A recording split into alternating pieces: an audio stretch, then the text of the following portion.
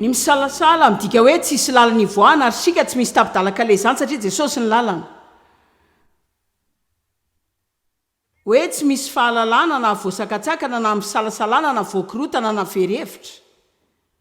Janona amin'ny sampanandalana, misalasalany amin'izay lalana ho safidiana. Mila mianatra ny fomba fisafidianana an'Andriamanitra sika. Avelao izy no hitari-dalana sy hanorantsika dia avy eo mandrosoa amin'ny fahatokiana dia ataovy izay inoantsika fa asainy ataontsika. Jakoba 1:5 ka hatramin'ny 7 mampianatra antsika karazan-javatra tsara mikasika ny fisalasalana. Ndao jerentsika izany. Jakoba 1:5 ka hatramin'ny 7. Ary raha misy ianareo tsy manam-pahendrena aoka izy angataka amin'Andriamanitra. Tsy hoe ho an'olona mendrika sy efa tsara zany fa manome ny olona rehetra kalalahana izy dia mba jereo kely ity fa tena manandany zany, manome malalaka tsy misy latsy. Ary raha mijery ny Jakoba 1 nareo manomboka amin'ny 1 dia miresaka mikasika fotoana fizahan-toetra sy fotoanany fitomboana ara-panahy. Ka afaka mandeha lavitra ve ilaza aminareo fa na dia isika ihany aza no mampidika izo antsika, manokatra varavarana ny amin'ny tsy fahampian'ny fahalalantsika sy tsy fahampian'ny fahendrena. Dia mangataka amin'Andriamanitra hanampy antsika isika, na dia avy amin'ny fahadsoky ihany aza ny olako dia mangataka amin'Andriamanitra hanampy amela ny heloko izy. Dia tsy hahita fahadisoana ato amiko izy, tsy hanome tsiny dia hanampy sy hanampy anao izy. Zany zao dia vaovao mahafaly. Tsy vaovao mahafaly ve zany malala fa tsy voatery ho tsara foana zany ianao vao mba azo ny fanampian'Andriamanitra. Ndao ataontsika eo ambony eo zany. Fa atolony antsika zany. Andiny manaraka. Nefa aoka angataka amin'ny finoana izy ka tsy hanana akory, tsy hanana na hisalasala. Ka dia hijanona kely eto vetivety ary tia hampaheranareo fotsiny mba ino fa namanahoana ny aratsianao taloha, Andriamanitra tia hanampy anao. Ary ny fotoana izay angatahnao famelana aminy dia efa vita sady zany. Ary tsy zany ihany fa raha mahitsy amin'ny fibebahana ianao, tsy voatery hanana fahatsapahany heloko izany intsony. Joyce tsy ohatr' izany mihitsy. Zany mihitsy ka tena tsara Andriamanitra. Tena zany tsara mihitsy Andriamanitra. Za mihino fa tsara lavitra mihoatra izay heverintsika izy. Zany mihitsy. Dia sainy amin'izany. Arak'izany izao dia ilaza zavatra aminareo izay hitako teo amin'ny 3 herinandro teo izay. Tena hoe mihoatra n'izay zakako mihitsy. Mba fantatrareo ve fa Andriamanitra namonina antsika ao amin'ny fankatiavana.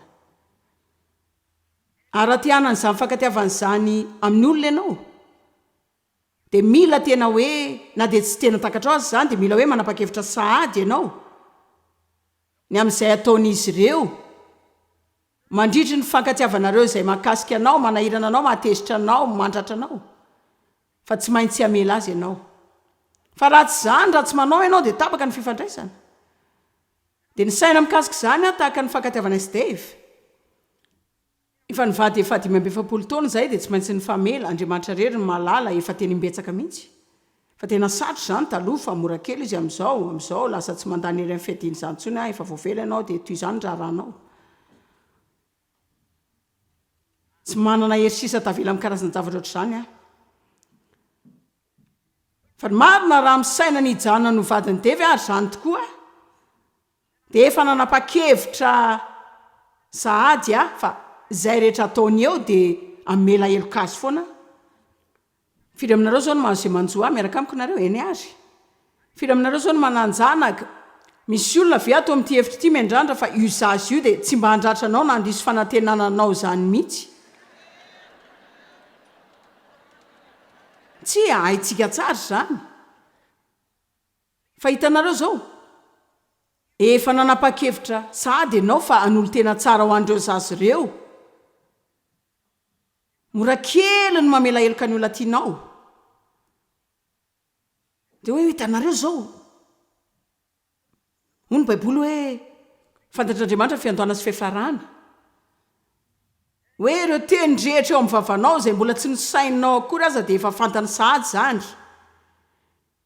Ka ninon'inona izay ho ataontsika diso eo amin'ny fiainantsika ary mety tena ho betsaka izany.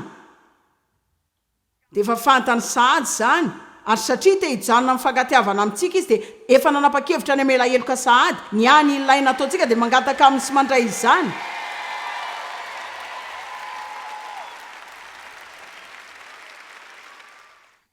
Zany zao dia tena mahagaga tanteraka sady zakako mihitsy. Mangata dia omeninareo mba hatanteraka ny fifalianareo fa tsy hoe mangataka dia misalasala dia misalasala dia misalasala dia misalasala fa mangata dia omena. Famelana ny zavatra ery izay mbola ataontsika tsy mety dia efa vita sahady tany amin'ny 2 arivo taona lasa rehefa maty teo ambony azy fijaliany Jesosy. Ny famelan-keloka rehetra izay ilain'ny olona eto ambonin'ny tany dia efa voavidy sy efa voalohasahady. Fa ny any ilaina ataontsika dia miaiky ny fahotantsika mibebaka amin'izany sy miala amin'izany. Ary ny Baiboly milaza fa mamela ny helontsika izy ary manaisitra izany. Ny lako fotoana lavo izany fa resiko ilay devoly fetsy. Dia fa haiko izao fa rehefa nibebaka ka mbola manao izay any amelohana foana ihany izy dia fahatsony izany ka tsy hoe veriko akory.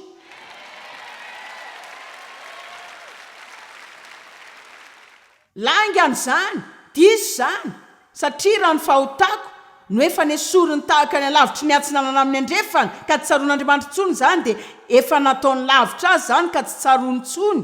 Ahoana ary no hahatonga antsika homeloka amin'ny zavatra izay tsy mitombona akory? Wow! Ore olona.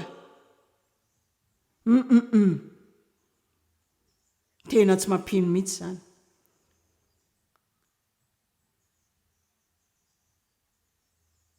Ny afatry ny Baiboly ao amin'ny Jakoba 1 izay nivakitsika teo dia milaza mangata amin'ny fahasahina, amin'ny mpinoana, amin'ny tsy fiheverana zavatra hafa.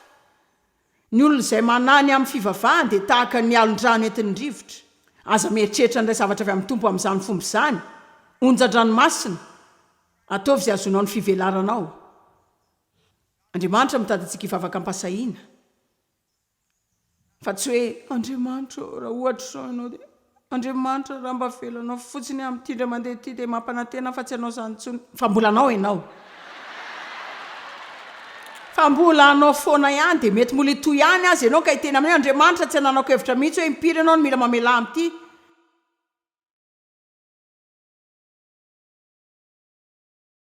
Fa zavatra hafa izany raha mifoy isa-maraina ianao miaraka amin'ny toetra ratsy mitady hanota ka tsy mirarazany akory fa miresaka amin'olona izay tian'Andriamanitra amin'ny fony rehetra andro any ka mba te hanao ny marina kanefa latsaka tamin'ny fahadosoana.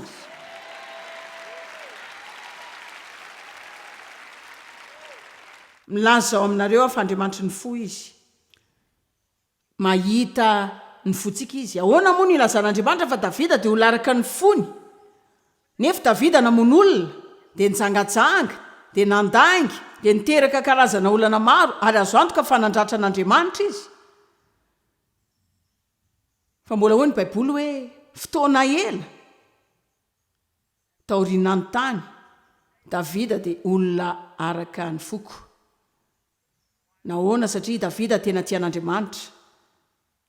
Izany hoe nanana dalàna enjana tao amin'ny foana aloha izy tamin'izany.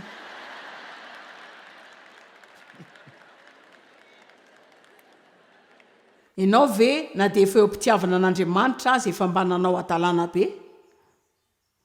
Amen. Dia te hilaza zavatra aminareo any Baiboly milaza hoe ny devoly dia tonga mba hamono angalatra ry andringana. Fa Jesosy nilaza hoe everitsara zao avy mba anananareo fiainana sady anananareo be da be sady feno no tena mitobaka izany.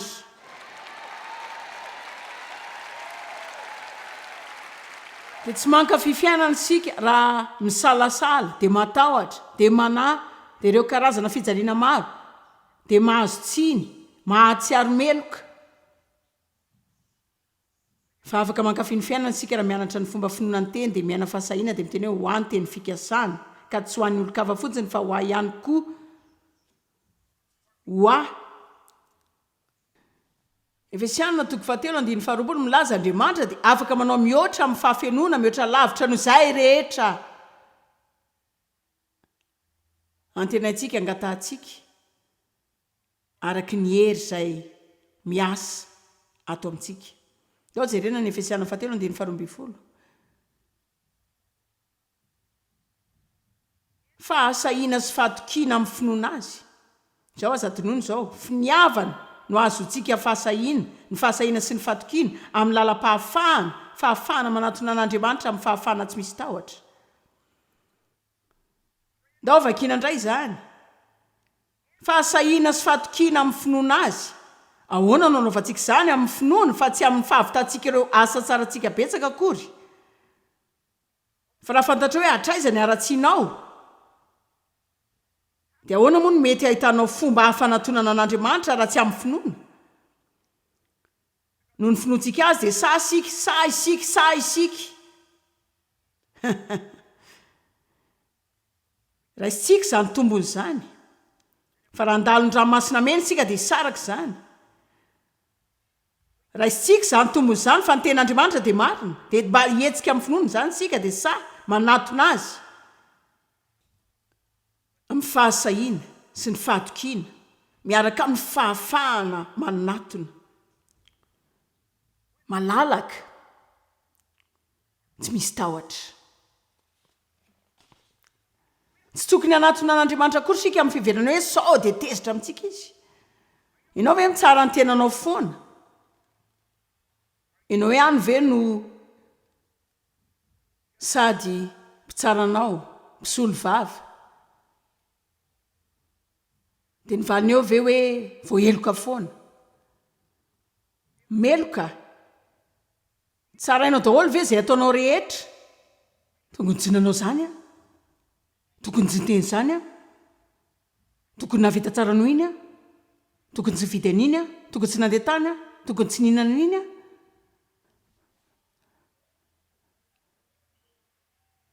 Tena tsy nivava kela loatra, tsy navaky ny tokony vakiako. Tsy nahita fonana andro any, tsy namihana anjanako a, nandany vola tany an-tsena loatra, be resaka loatra tokony mpanangina. Tokony mba horeny tsara, ho dada tsara, tokony mba horeny be tsara, tokony mba ho vady tsara. Zay marina ny anao. Zay le resaka rehetra. Namaky bokin'olona ray a, dia hoy izy hoe taoriana ny toriteny indray hoe nisy lehilahy nanatona azy, teny hoe niavatra ao dia tena namely mafia mihitsy androany. Dia hoy izy hoe ary tena priaria ianao zany. Dia hoy le lehilahy hoe zany mihitsy marina zany. Dia izy hoe efa mba tsara kokoa noho ny tamin'ny 2 taona lasa, mety fantatrao angamba.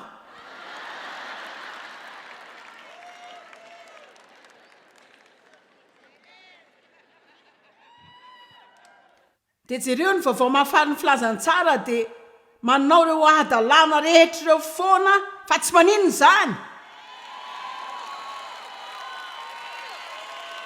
Tsy hoe satria amin'ny foisa maraina dia manao izay ananana fahalemena. Fa samy manana izany isika. Manana izany daholo isika.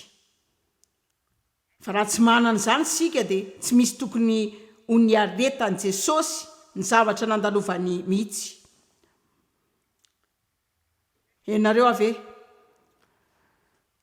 raha dia hainy eo ambany lalàna ianao dia mazotoa ianao amin'izany, fa raha za aloha tsy mitady izany intsony. Misy fomba roa ivelomana raha araky ny Galatiana.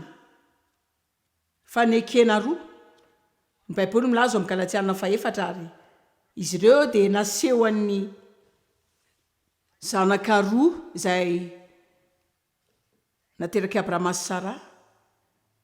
Ny ray dia teraka araka ny nofo ary maneho ny fatorana sy ny fanandevozana. Ny ray dia nateraka manokana avy amin'ny fanekena ary ny anarany dika hoe fimehezana. Raha te-haka fifiainana ianao avelao Andriamanitra ho Andriamanitra. Izay midika hoe inoy ny teny mifoazy isa-maraina dia ataovy izay tsara indrindra afaka ataonao. Dia fantaro fa Andriamanitra mahatakatra sy mahita ny fonao ary raha tia azy ianao dia tiavo izy. Dia avelao koa itianao. Fa ataovy mifankatiavana kokoa zany mihoatra ny fahatanteranao. aza mitady zava-baovao roapolo isan'andro mba hitezeranao ny tenanao. Ndao mba hitovy kokoa amin'ny apôstôly Jaona, za ilay mpianatra izay tiany Jesosy. Zany hoe tsy mahagaga ve zany? Fa amin'ny bokin'ny Jaona, izy nanoratra an'izany, ary nresaka ny amin'ny tenany izy, ary intelo izy laza hoe za ilay mpianatra izay tiany Jesosy. Dia hoy Davida hoe voaositr'Andriamanitra. Ny ankamaroantsika zao tsy misainy intsony hoe afaka miteny zavatra ohatr' izany, mo manahoana iza moa ianao efa voaositr'Andriamanitra. Zao ajanony ny fitadiavanao ny tenanao ho tanteraka. Marina zany, efa mila soratanareo any mihitsy zany zao.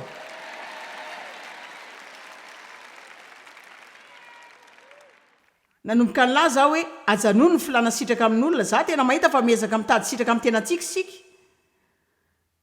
Ajanony ny fitadiavana sitraka amin'ny tenanao, ny amin'ny fanatanteranao. Ka lazao fotsiny hoe Andriamanitra, za tena be korotana ary tsy haiko akory aza ny fomba mba hanaovanao zavatra ho aho, fa milaza aminao zao ianao laza fa anao ka dia androso amin'izany aho. Andeha androso amin'izany aho. Fantatro fa mbola tsy hany amin'izay tokony hisy aho, fa isaoran'Andriamanitra tsy tany amin'izay nisy taloha. Fa ala fa ety andalana zao. Amen. Zany. Mila miova daholo tsika. Tsy salasalana zany. Fa tsy mahay manova teny ianao. Ary raha tsy mino anareo dia andramo ihany aloha. Dia mbola omeo 3, 4, 5, 6 taona indray zany, na koa mety ho 10 ary. Ary efa reraka sy trovana tanteraka ianao ny amin'ny ezaka vitanao. Dia vakio ny Galatiana 4:1 ka hatramin'ny 7 dia jereo raha efa vonanino zany ianao. Ndao jerena kely zany Galatiana 4:1 ka hatramin'ny 7. Oh, ianareo Amerikanina rehetra, tsy saina, adala ary tsy mivaky loha.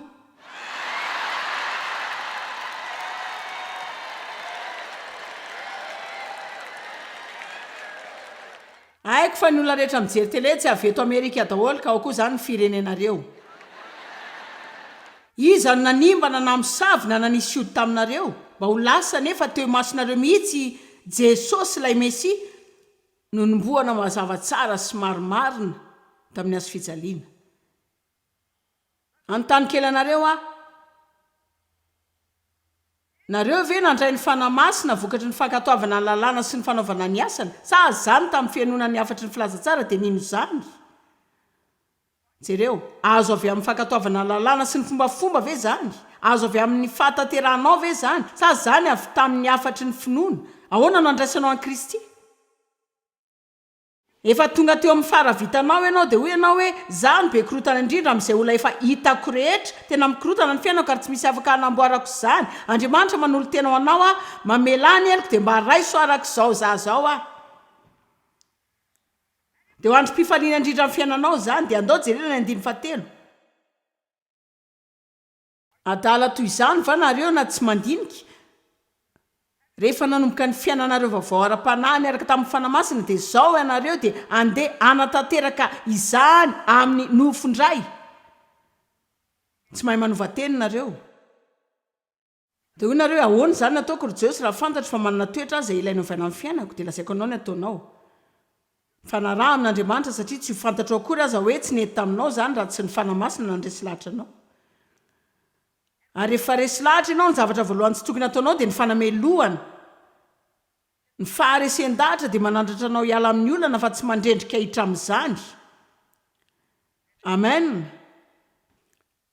Ary tsy hoe izany ihany, rehefa resy lahatra isika dia tokony havitrika mikasika izany raha araka ny Apokalipsy 7:7.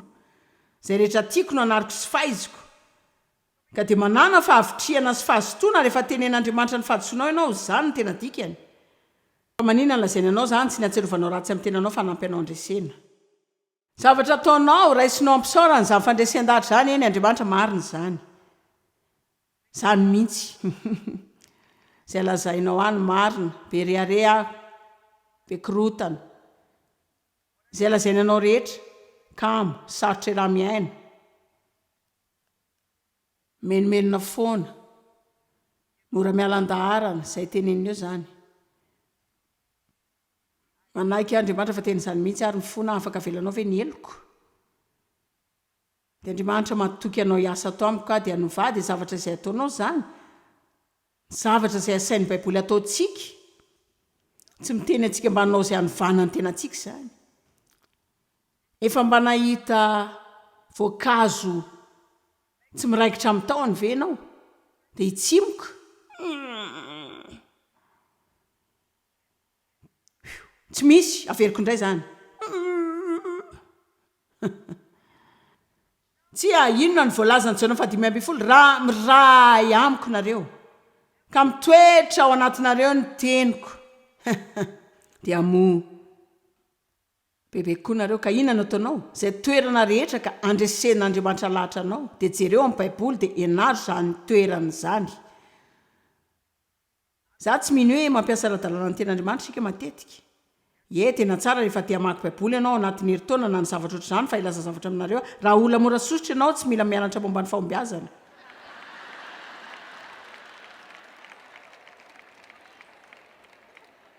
marine mila mianatra ny zavatra rehetra izay hitanao mikasika ny atezerana ianao ampiasao ny teny tahaka ny hoe fanafody raha marary andoha ianao tsy andehanao pansement amin'ny lohanao mihitsy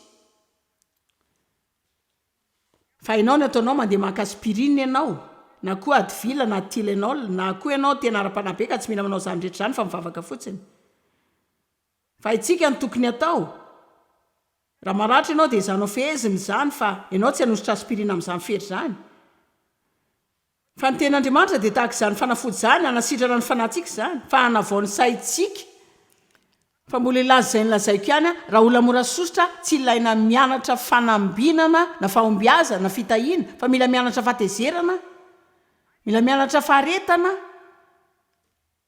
ary rehefa mandray izany teny izany ao amin'ny tena koa ka manomboka mandinika izany ka mianatra izany verina foana hainareo izay zavatra hitako raha amin'ny zavatra rehetra anomboka ho lasa mahafinaritra ary efa tezitra dia tsy mba haritra fotoana ela ny avian'ny fahatoniako dia mbola hianatra izany kokoa fa ho hitako avy eo fa tsy ho tezitra tahaka ny talohantsony fa tamin'izany fotoana izany dia nianatra efa 30 na 40 taona tsy afaka tena mampatezitra azy antsony nareo ka mandeha mivahiny sika Andriamanitra manova-tsika mivonahitra ka mivonahitra tsy nohony amin'ny olantsika na sika matsiaro meloka tsy hoe no sika mankala tena na koa tezitra amin'ny tenantsika foana sika na mametraka elanelany eo amintsika sy Andriamanitra amin'ny fifandraisantsika fa satria sika samy manatona ny seza fiandrianana amin'ny fahasahiana dia milaza hoe Andriamanitra fantatry fananana karazana olana maro raha izay no ilazantsika azy tsy tsika hoe olana maro fa tena feno fisaorana dia noho izao fa tena sarotro ty fa feno fisaorana fa mbola tianao foana ihany dia ianao zao hoe wow andraso kely aloha vitako ihany amin'ilay famelana vitako ihany amin'ny famindram-po fa ilay hoe ankasitrany tsy akasitraka izy zany no izy hoenao hoe tsy marina zany fa zany no izy tsy marina zany fa zany no izy tsy marina zany fa zany izy nisy ndroa zao Matthieu 3 sy 17 izay nisy feo avy any an-danitra nilaza mikasika an' Jesosy ity ny zanako malalako izay sitrako izy no enoy fankasitrahako dia ao aminy te anontany anareo dia ahoana moa zava-nitranga raha hoy Jesosy hoe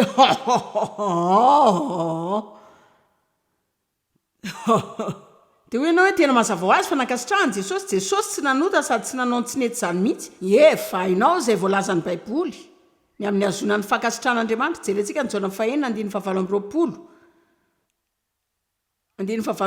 sy 7:20 aingana zareo tena tsara mihitsy io dia hoy ireo taminy inona no ataonay mba hiasanay ny asan'Andriamanitra ino zany no ataonay mba anaovan'izay takian'Andriamanitra raha miteny hafa inona no tokony ataonay mba ho ankasitran'Andriamanitra zao ny asa angatan'Andriamanitra aminao dia mba inonao ilay iray izay ny randry ka i Jesosy tsy mananao ny tsinetsy zany sika no manao zavatra diso foana fa raha manana ny finoantsika aminy sika dia Andriamanitra mahita antsika ao aminy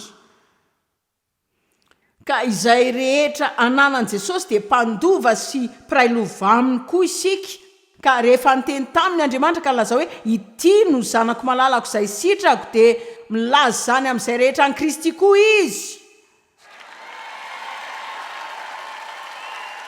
Re olona ty hiazakazaka amin'ity trano ty tsy haiko aloha e. Ao amin'ny Kristy nateraka indray sika, ao amin'ny Kristy no amasininy sika, ao amin'ny Kristy nampihavaniny sika, ao aminy afaka mivavaka amin'ny anarana sika dia mahazo ny valim-bavaka. Marina mila hitsanareo any reny adalany reny. Tsy faly amin'izay rehetra ataontsika Andriamanitra fa faly amintsika foana izy.